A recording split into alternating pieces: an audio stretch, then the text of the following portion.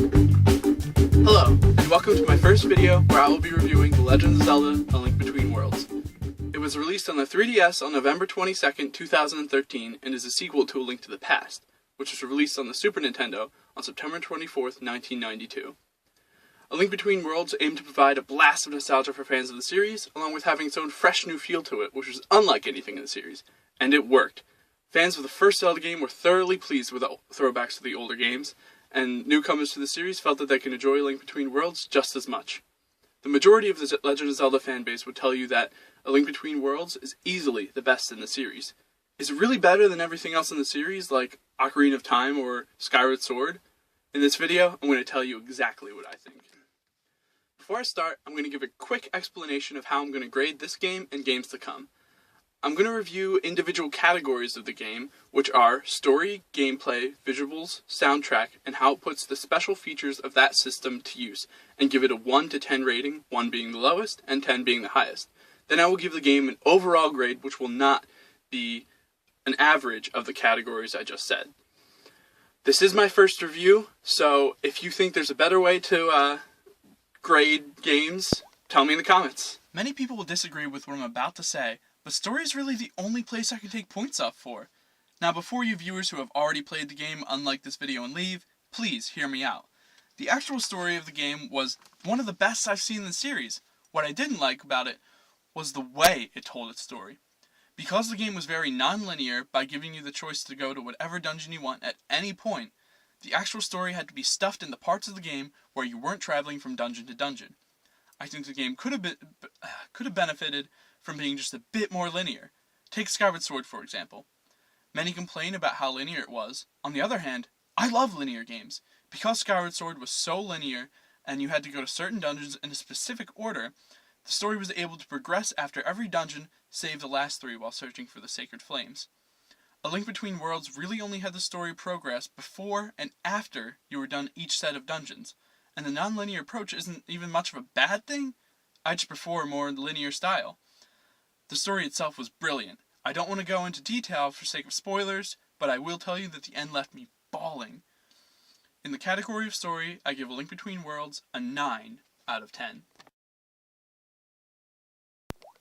Since the story and the gameplay were generally separate, I was expecting there to be many hours of amazing gameplay, and A Link Between Worlds delivers exactly that. The puzzles were some of the most unique in the series, and at some point, they left me genuinely stumped.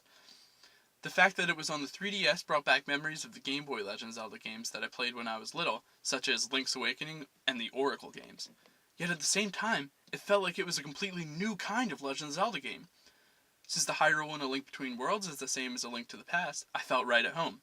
But A Link Between Worlds adds just enough of its own unique elements that it was like rediscovering Hyrule secrets all over. Before I got the game, the idea of being able to rent any item from the start of the game was a bad one. But then, I played the game. I was able to get the Fire and Ice Rod, 2 of my favorite Legend of Zelda items of all time, almost instantly. Using and swapping items in the game, which was complemented with its easy-to-use controls, was quick and seamless.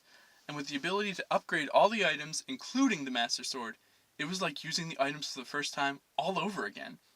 The NPCs, or non-playable characters, were excellently developed and not annoying in the least, although I did miss having a well-developed companion travel with you such as Midna or Fi. I love the use of save points, which you could travel to at almost any point with the awesome fast travel option. I also loved how easy it was to slip in and out of the Dark World. All the big and little features I just mentioned worked together perfectly and made for a truly remarkable gameplay experience. It was refreshing to get a high-quality game on a handheld system. Because A Link Between Worlds was able to make me feel nostalgic while still providing what felt like a brand new game, I award it a 10 out of 10 in the category of gameplay. The gameplay in A Link Between Worlds was great, and what made gameplay even more appealing was the incredible art style. The characters, backgrounds, and landscapes in A Link Between Worlds all looked amazing, and they weren't heavily pixelated or blurry at all. I think what I loved most about it was seeing all the monsters and characters from A Link to the Past redone in fantastic 3D models. Some of the creatures whose designs baffled me in A Link to the Past, such as the Snapdragon, were made clear as to what they should look like when they were brought into 3D. The eerie feeling of the Dark World was translated perfectly through the dark and barren landscapes. A Link Between Worlds surely deserves a 10 out of 10 in the category of visuals. Some of the best I've seen on the 3DS for sure. The music in A Link Between Worlds was perfect. It had a balanced mixture of original music and redone music from A Link to the Past. Anyone who played A Link to the Past, myself included, will be thrilled from hearing the already amazing soundtrack of A Link to the Past remade into some truly epic themes. The original music in A Link Between Worlds fits in perfectly with the music made from over 20 years ago. The soundtrack is undoubtedly one of the best in the series, therefore it deserves yet another 10 out of 10. Now on to the fifth and final category, how the game puts the special features of the actual system to use. I would say that the special features of the 3DS would be the 3D feature and the touchscreen. The 3D looked fantastic, although I found that later in the game I wasn't utilizing it as much as I do in other games, and I'm not one who absolutely hates the idea of the 3D effect.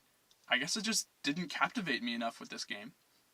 There were a few puzzles in the game that relied on the use of the 3D to tell where certain platforms were, however, so I can only be concerned for people playing on the 2DS, as they might get very frustrated with some of the depth puzzles.